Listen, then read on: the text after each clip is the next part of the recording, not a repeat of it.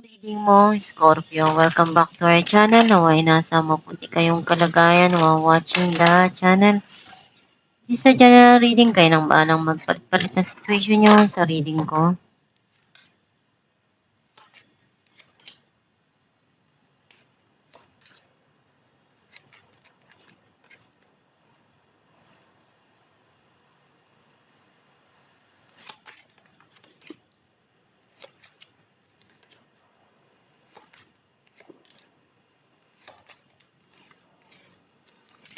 At the bottom of the deck, Seven of Swords.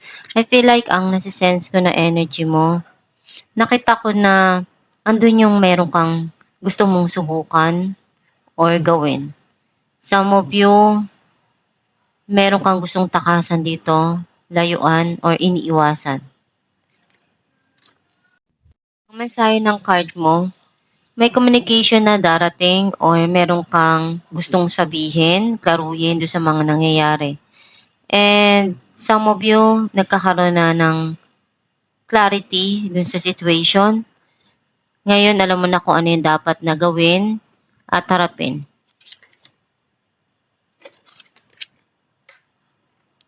Marami kang natutunan sa mga pagsubok na pinagdaanan mo. At iyon yung isang naging aral sa'yo, yung mga naranasan mo doon. May gusto kang puntahan or may gusto ka nang kalimutan, gusto mo nang mag-move on. Andun yung pagmamahal mo sa isang tao or pagmamahala ng dalawang tao. Pagmamahal na totoo sa isa't isa na walang hinihintay na anumang kapalit.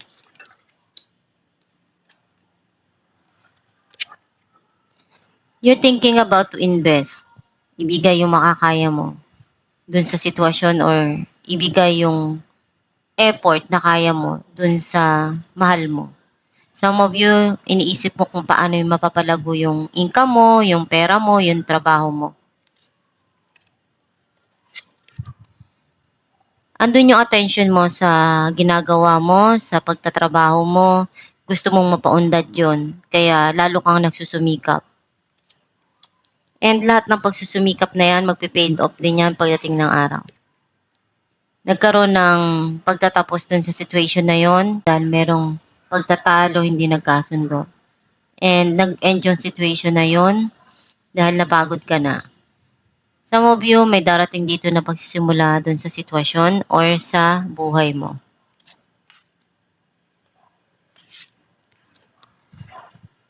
Meron kang gustong itama na sitwasyon sa buhay mo, iayos. Some of you, dun yung paglilinaw mo sa mga nangyayari sa buhay mo sa isang tao.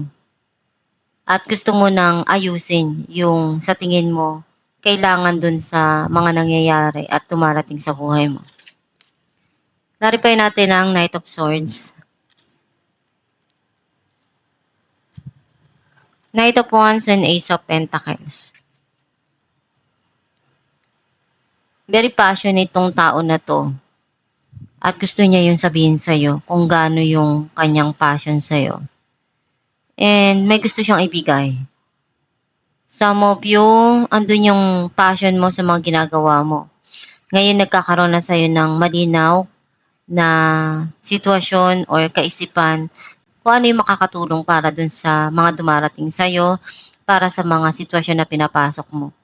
And may darating dito na blessing para sa'yo or minamanifest mo na dumating or umunlad yung iyong financial. Clarify natin ang Eight of Pentacles.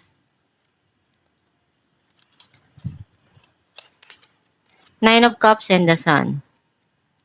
Unti-unti ka nang nagiging okay, nag-heal. And may darating dito na gustong-gusto mo or wini-wish mo na ibibigay sa'yo. Andun yung gusto mo nang kalimutan yung mga nangyari sa nakaraan. At harapin kung ano yung meron ngayon at nagiging masaya ka naman dun sa mga dumarating sa'yo. Clarify natin ang Queen of Pentacles. Five of Wands and Eight of Pentacles.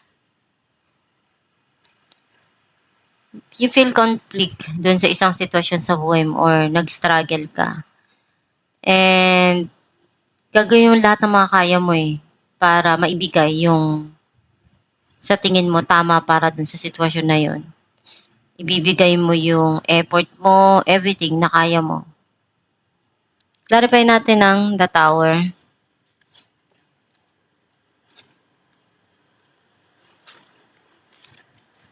Seven of Swords and the Moon. May pagsisinungaling or cheating na nangyari dun sa sitwasyon na yun, kaya nagtapos. Pero you keep it to yourself. May mga desisyon kang kailangan dito na pag-isipan ng mabuti. Clarify natin ang the Chariot. Five of Cups and Seven of Swords. Sometimes you feel na iiyak ka pa rin dun sa nangyari na yun kasi hindi mo inaasahan na yun ay mangyayari sa'yo. And gusto mo nang takasan. Gusto mo nang alisan yun. Sitwasyon na yun. Marami kang natutunan doon sa mga nangyari sa buhay mo na yun. Malaki yung naging aral mo doon. Clarify natin ang the Lovers.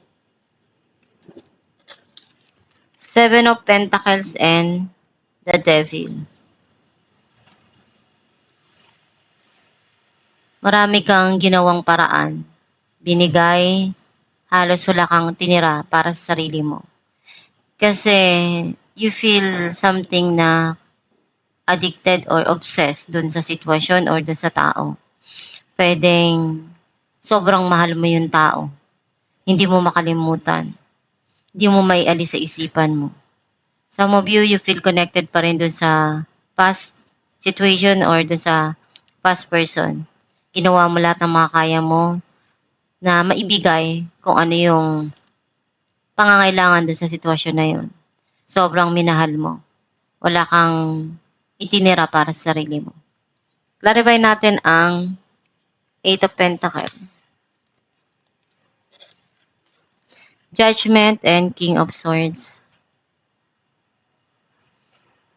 Mayroon ka ditong desisyon na kailangan harapin or may hinihingi ka dito na judgment. And may mga gusto ka dito na alamin para sa sarili mo. At bigyan ng attention para sa trabaho mo or sa mga ginagawa mo. Some of you may tao dito na gagawin niya lahat ng mga kaya niya pero kailangan niyang pagdesisyonan ng tama yung mga kinakaharap niya ngayon. Clarify natin ang Queen of Swords. Or some of you may nagbibigay ng payo sa'yo na makakatulong doon sa sitwasyon mo. Seven of Wands and Two of Swords. Andun yung kahit ano yung pinagdaanan mo na hirap, pagsubok, nadapa ka man ng paulit-ulit, babangon ka pa rin, hindi ka susuko ng basta-basta lang. And natuto ka na na magbigay ng wall doon sa mga taong nakasakit sa'yo. Alam mo kung ano yung tama, alam mo kung ano yung dapat ayusin doon sa sitwasyon na yun. And na-overcome mo yung mga pagsubok na dumating sa buhay mo. Alam mo kung paano mo i-handle yung mga sitwasyon na kinakarap mo. Alamin natin kung ano may sign ng yung gabay. Creative project. Your soul longs to express itself in creative ways. We're guiding you to infuse artistry and creativity into your life. Creative expression makes you feel alive and excited and reignites passion towards your life. Ang mensahe ng yung gabay na ano yung pinagkakabisihan mo, binibigyan mo ng oras, na passion mo, nandyan lang yung gabay mo para gabayan ka at tulungan ka dun sa path na tinatahak mo. Magdasal ka lang palagi para mabigyan ka ng tamang ideas na makakatulong dun sa mga ginagawa mo sa buhay, mga sitwasyon na dumarating sa buhay mo.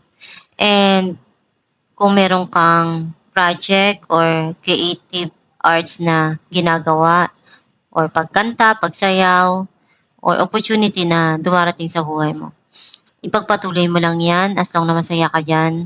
Gawin mo lang yung best mo para maging tagumpay ka sa mga kinakarap at ginagawa mo sa buhay.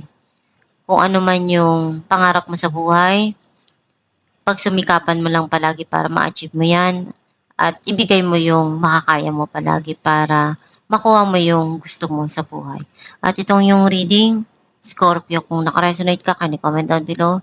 Thank you for watching.